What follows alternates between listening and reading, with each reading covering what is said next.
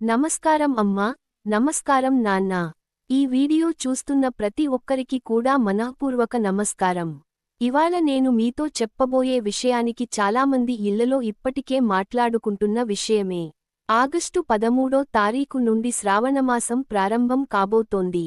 ఈ ఒక్క మాట వినగానే మీ మనసులో ఏదో తెలియని ఆనందం, ఏదో తెలియని ఉత్సాహం మొదలైందా? అవ్వాలి మరి.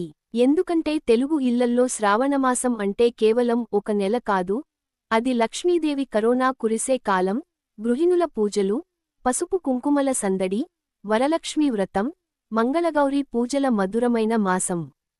కాని ఈ మాసం మొదలవ్వక ముందే మీరు కొన్ని ముఖ్యమైన విషయాలు తెలుసుకోకపోతే, పండుగల మధ్యలో గందరగోళం రావచ్చు, కొన్ని సంప్రదాయాలు తప్పిపోవచ్చు, మీ ఇంట్లో జరగాల్సిన పూజలు సరైన సమయంలో జరగకపోవచ్చు.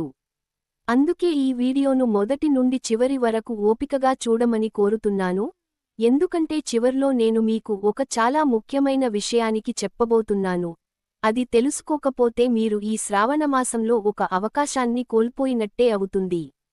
ఈ వీడియోలో శ్రావణమాసం విశిష్టత ఏమిటి, ఈ మాసంలో ఏ పండుగలు ఎప్పుడు వస్తాయి, వరలక్ష్మీ వ్రతం ఎలా చేసుకోవాలి, ఏ తప్పులు అస్సలు చేయకూడదు, పూజకు కావాల్సిన సామాగ్రి ఏమిటి, మరియు ఈ మాసంలో పాటించాల్సిన నియమాలు ఏమిటి అనే విషయాలన్నీ వివరంగా తెలుసుకుందాం. ఒక్క నిమిషం మీ పనులు పక్కన పెట్టి, మనసు పెట్టి వినండి. ఎందుకంటే ఇది కేవలం ఒక సమాచారం కాదు, ఇది మీ ఇంటికి శుభం తీసుకురాగల ఒక అవగాహన. శ్రావణమాసం అంటే ఏమిటి, దీనికి ఇంత ప్రాముఖ్యత ఎందుకు వచ్చింది అనే విషయానికి మొదట తెలుసుకుందాం. హిందూ పంచాంగం ప్రకారం సంవత్సరంలో వచ్చే 12 మాసాలలో శ్రావణమాసం 5వది. దీనికి ఈ పేరు రావడం వెనుక ఒక కారణం ఉంది. ఈ మాసంలో వచ్చే పౌర్ణమి రోజున ఆకాశంలో శ్రవణ నక్షత్రం ఉంటుంది కాబట్టి దీనిని శ్రావణమాసం అని పిలుస్తారు. ఈ మాసం మహావిష్ణువుకు, లక్ష్మీదేవికి మరియు పరమశివుడికి కూడా అత్యంత ప్రీతికరమైనదిగా చెప్పబడుతుంది. ఒక్కసారి ఆలోచించండి, ఒక మాసంలో త్రిమూర్తుల కృప ఏకకాలంలో లభించే అవకాశం రావడం అనేది ఎంత అరుదైన విషయమో కదా. వర్షాకాలం మధ్యలో వచ్చే ఈ మాసంలో ప్రకృతి అంతా పచ్చదనంతో నిండి ఉంటుంది. భూమి తల్లి కొత్త జీవం పోసుకుంటుంది. ఇదే స్ఫూర్తితో మనుషుల మనసుల్లో కూడా కొత్త భక్తి భావం చిగురించాలని పెద్దలు చెబుతుంటారు. తెలుగు ఇళ్లలో ఈ మాసం వచ్చిందంటే ప్రతి శుక్రవారం ఇంటిల్లిపాదికి ఒక ప్రత్యేకమైన రోజు. ఎందుకంటే శ్రావణ శుక్రవారాలు లక్ష్మీదేవికి అంకితం చేయబడిన రోజులు. ఆ రోజుల్లో ఇళ్లలో గృహిణులు వరలక్ష్మిని లేదా లక్ష్మీదేవి రూపాన్ని పూజించి, పేరంటాళ్లను పిలిచి పసుపు కుంకుమలు ఇచ్చి, తాంబూలాలు ఇచ్చి సాంప్రదాయాన్ని కొనసాగిస్తారు. ఇది కేవలం ఒక పూజా కార్యక్రమం మాత్రమే కాదు, ఇది స్త్రీల మధ్య అనుబంధాన్ని, ఇంటిల్లిపాదికి ఆధ్యాత్మిక క్రమశిక్షణను నేర్పే ఒక సంప్రదాయం. ఈ మాసంలో ఉపవాసాలు, నియమాలు పాటించడం వెనుక కూడా ఒక లోతైన అర్థం ఉంది. వర్షాకాలంలో శరీరానికి తేలికపాటి ఆహారం అవసరమని, జీర్ణశక్తి కొంచెం తగ్గి ఉంటుందని మన పెద్దలు ముందే గుర్తించారు. అందుకే ఈ మాసంలో ఉపవాసాలను, నియమనిష్టలను ఆధ్యాత్మికతతో పాటు ఆరోగ్యంతో కూడా ముడిపెట్టారు. ఇది కేవలం భక్తి కోసమే కాదు, శరీరానికి, మనసుకు ఒక క్రమశిక్షణను నేర్పే విధానం అని చెప్పవచ్చు. ఇప్పుడు నేను మీకు ఒక చిన్న కథ చెప్పాలనుకుంటున్నాను. ఈ కథ వింటే శ్రావణమాసం విలువ మీకు మరింత లోతుగా అర్థమవుతుంది.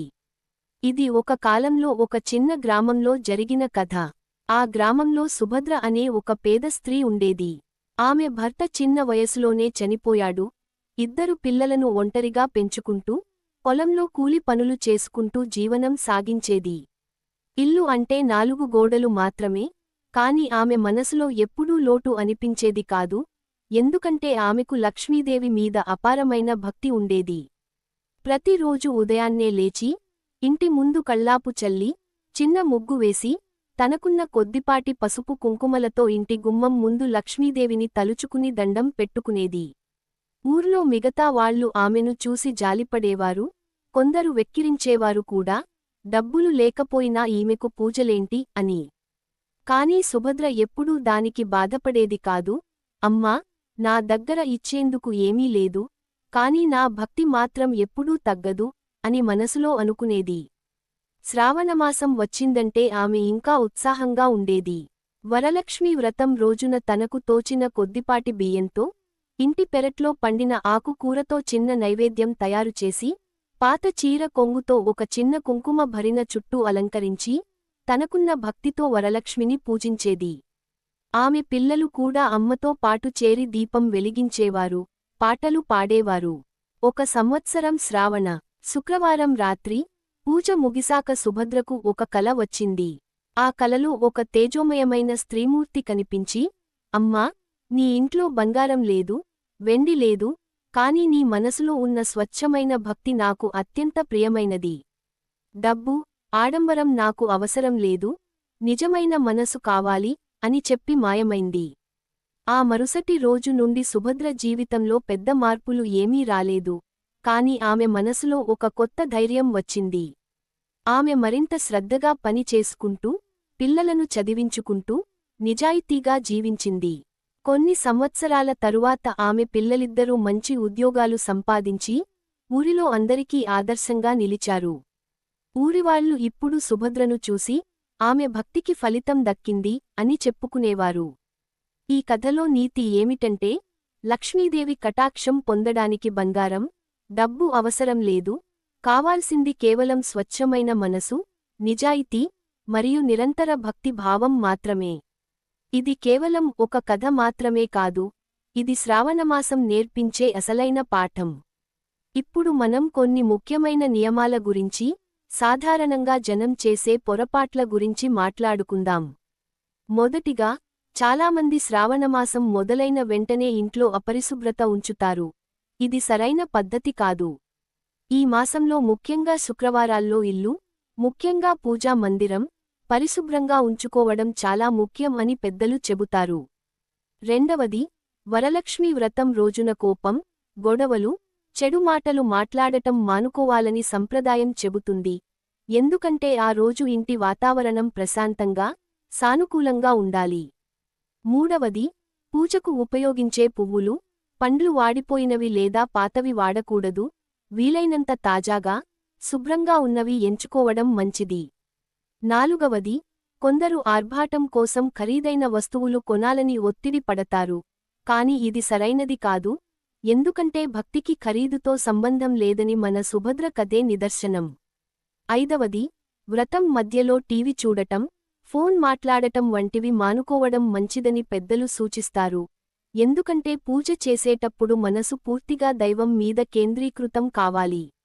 అయితే ఇక్కడ ఒక ముఖ్యమైన విషయానికి మీరు గుర్తుంచుకోవాలి, ఈ నియమాలు, ఆచారాలు కుటుంబాన్ని బట్టి, ప్రాంతాన్ని బట్టి, గురు పరంపరను బట్టి కొద్దిగా మారుతూ ఉంటాయి. కొన్ని కుటుంబాల్లో ఒక పద్ధతి పాటిస్తే, మరికొన్ని కుటుంబాల్లో వేరే పద్ధతి పాటిస్తారు. రెండూ కూడా సరైనవే, ఎందుకంటే మూలం ఒక్కటే, భక్తిభావం. ఇప్పుడు వరలక్ష్మీ వ్రతం ఎలా చేసుకోవాలి అనే విషయాన్ని దశలవారీగా తెలుసుకుందాం. మొదట కావాల్సిన సామాగ్రి గురించి చూద్దాం. లక్ష్మీదేవి పటం లేదా విగ్రహం, పసుపు, కుంకుమ, గంధం, అక్షతలు, పూలు, తమలపాకులు, వక్కలు, కొబ్బరికాయ, పండ్లు, దీపారాధనకు నూనె లేదా నెయ్యి, వత్తులు, అగరవత్తులు, కర్పూరం, తెల్లని లేదా పసుపు రంగు వస్త్రం కలశం మీద కట్టడానికి, బియ్యం, ఒక రాగి లేదా వెండి కలశం, తోరం కట్టుకోవడానికి పసుపు దారం ఇవన్నీ సిద్ధం చేసుకోవాలి. వ్రతం ప్రారంభించే ముందు రోజు రాత్రి నుండే ఇంటిని శుభ్రం చేసుకుని, పూజా స్థలాన్ని అలంకరించుకోవడం మంచిది. వ్రతం రోజు ఉదయాన్నే తలస్నానం చేసి శుభ్రమైన వస్త్రాలు ధరించాలి. ఆ తరువాత పూజా మందిరంలో ఒక పీట మీద బియ్యం పోసి, దాని మీద కలశాన్ని ఉంచాలి. ఆ కలశానికి పసుపు రాసి, కుంకుమతో బొట్లు పెట్టి, మామిడి ఆకులు అమర్చి, పైన కొబ్బరికాయను ఉంచాలి. ఆ కలశం మీదే వరలక్ష్మీదేవి రూపాన్ని ఏర్పాటు చేసుకోవాలి. దీపారాధన చేసిన తరువాత గణపతి పూజతో ప్రారంభించి, తరువాత వరలక్ష్మీదేవిని ఆవాహన చేసి, షోడ్షోపచార పూజ చేయాలి. అంటే స్నానం, వస్త్రం, గంధం, పుష్పం, ధూపం, దీపం, నైవేద్యం వంటి 16 రకాల ఉపచారాలతో దేవిని పూజించాలి. పూజ మధ్యలో తోరం కట్టుకోవడం ఒక ముఖ్యమైన ఘట్టం. ఈ తోరాన్ని పూజ చేసిన తరువాత కుడి చేతికి కట్టుకోవడం సంప్రదాయం. తరువాత వరలక్ష్మీ వ్రత కథను చదవడం లేదా వినడం జరుగుతుంది. ఈ కథ వినడం వల్ల వ్రతం యొక్క పూర్తి ఫలితం లభిస్తుందని నమ్మకం. కథ ముగిసిన తరువాత నైవేద్యం సమర్పించి, హారతి ఇచ్చి, పేరంటాళ్లకు తాంబూలాలు, పసుపు కుంకుమలు ఇవ్వడం ఆనవాయితీ. ఈ మొత్తం పూజను ఉదయం లేదా మధ్యాహ్నం లోపు పూర్తి చేసుకోవడం శుభప్రదంగా చెబుతారు. అయితే ఇది కూడా కుటుంబాల ఆచారాన్ని బట్టి మారవచ్చు. కొత్తగా వ్రతం చేసేవారు కంగారు పడాల్సిన అవసరం లేదు. దగ్గర్లో ఉన్న పెద్దవారిని లేదా పురోహితులను సంప్రదించి మార్గదర్శకత్వం తీసుకోవడం మంచిది. ఎందుకంటే ప్రతి ఇంటికి కొన్ని చిన్న చిన్న ప్రత్యేకతలు ఉంటాయి. ఇక ఈ మాసంలో వచ్చే మిగతా పండుగల గురించి క్లుప్తంగా చెప్పుకుందాం. వరలక్ష్మి వ్రతంతో పాటు శ్రావణమాసంలో నాగుల చవితి, రాఖీ పౌర్ణమి అంటే రక్షాబంధన్, శ్రావణ సోమవారాలు శివుడికి ప్రత్యేకమైనవి, మరియు మాసం చివర్లో శ్రీకృష్ణాష్టమి వంటి ముఖ్యమైన పండుగలు వరుసగా వస్తాయి. ప్రతి శ్రావణ సోమవారం శివుడిని పూజించడం, ఉపవాసం ఉండడం ద్వారా మనోశాంతి, కుటుంబ శ్రేయస్సు లభిస్తుందని నమ్మకం. రాఖీ పౌర్ణమి రోజు అన్నాచెల్లెళ్ల అనుబంధాన్ని బలపరుచుకునే రోజు. సోదరి సోదరుడి చేతికి రాఖీ కట్టి, అతని క్షేమం కోరుకుంటుంది. ఈ మొత్తం మాసం అంతా ఒక తీగలా అల్లుకున్న భక్తి, అనుబంధాల సమాహారం అని చెప్పవచ్చు. ఒక్కో వారం ఒక్కో దేవుడిని, ఒక్కో అనుబంధాన్ని గుర్తుచేసుకుంటూ, మనుషులు తమ కుటుంబాలతో మరింత దగ్గరవుతారు. ఇప్పుడు నేను మీకు మొదట చెప్పిన ఆ ముఖ్యమైన విషయానికి చెప్పబోతున్నాను, జాగ్రత్తగా వినండి. చాలామంది వరలక్ష్మీ వ్రతం అంటే కేవలం ఒక రోజు పూజ అనుకుంటారు.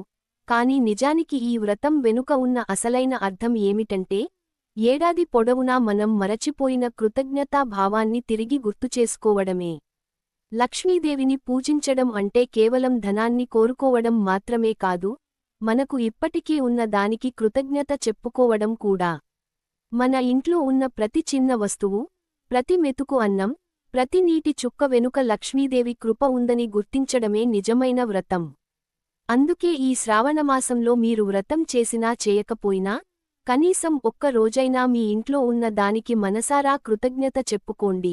అదే అసలైన లక్ష్మీ పూజ. ఇక ఈ మాసం వల్ల కలిగే ప్రయోజనాల గురించి మాట్లాడుకుంటే, సంప్రదాయం ప్రకారం శ్రావణమాసంలో నియమనిష్టలతో పూజలు చేయడం వల్ల మనసుకు ప్రశాంతత లభిస్తుందని, కుటుంబంలో సఖ్యత పెరుగుతుందని, భక్తిభావం బలపడుతుందని నమ్ముతారు. ఇది కేవలం ఆధ్యాత్మిక అనుభూతినే కాదు, ఒక క్రమశిక్షణతో కూడిన జీవన విధానాన్ని కూడా నేర్పిస్తుంది. అయితే ఇది ఏదో మాయాజాలంలా తక్షణమే అద్భుతాలు జరిగిపోతాయని కాదు, ఇది ఒక నిరంతర సాధన, ఒక మనఃస్థితి, ఒక జీవన విధానం అని అర్థం చేసుకోవడం ముఖ్యం. ప్రతి కుటుంబం తమదైన శైలిలో ఈ మాసాన్ని జరుపుకుంటుంది. కొందరు పెద్ద పూజలు చేస్తే, కొందరు చిన్న దీపం వెలిగించి మనసారా దండం పెట్టుకుంటారు. రెండూ కూడా సమానమైన భక్తి భావంతో కూడుకున్నవే. ఈ వీడియో ద్వారా మీకు శ్రావణమాసం గురించి, వరలక్ష్మీ వ్రతం గురించి, పాటించాల్సిన నియమాల గురించి కొంతైనా స్పష్టత వచ్చి ఉంటుందని ఆశిస్తున్నాను. ఈ మాసం మీ అందరికీ ఆనందాన్ని, శాంతిని, కుటుంబ సౌభాగ్యాన్ని తీసుకురావాలని మనసారా కోరుకుంటున్నాను. మీ ఇంట్లో ఈ శ్రావణమాసాన్ని ఎలా జరుపుకుంటారో, మీ కుటుంబంలో ఏ ప్రత్యేక ఆచారాలు పాటిస్తారో కామెంట్స్లో మాతో పంచుకోండి. మీ ప్రార్థనలను కూడా కామెంట్స్లో రాయండి. అమ్మవారు తప్పకుండా వింటుంది. ఈ వీడియో మీకు నచ్చితే లైక్ చేయండి. మీ కుటుంబ సభ్యులతో, స్నేహితులతో షేర్ చేయండి. ఇలాంటి మరిన్ని భక్తి సంబంధమైన వీడియోల కోసం మా ఛానల్ను సబ్స్క్రైబ్ చేసుకోండి. బెల్ ఐకాన్ను నొక్కి నోటిఫికేషన్లు ఆన్లో ఉంచుకోండి. మా ఛానల్లో ఇలాంటి మరిన్ని ఆసక్తికరమైన భక్తి కథలు, పండుగల విశేషాలు ఉన్నాయి, తప్పకుండా చూడండి. అమ్మ లక్ష్మీదేవి కృప మీ అందరి మీద, మీ కుటుంబాల మీద ఎల్లప్పుడూ ఉండాలని, ఈ శ్రావణమాసం మీ ఇంటికి సుఖశాంతులను, సౌభాగ్యాన్ని తీసుకురావాలని మనసారా ఆశీర్వదిస్తూ, ఈ వీడియోను ఇక్కడితో ముగిస్తున్నాను. ఓం నమో నారాయణాయ. జై శ్రీ మహాలక్ష్మి.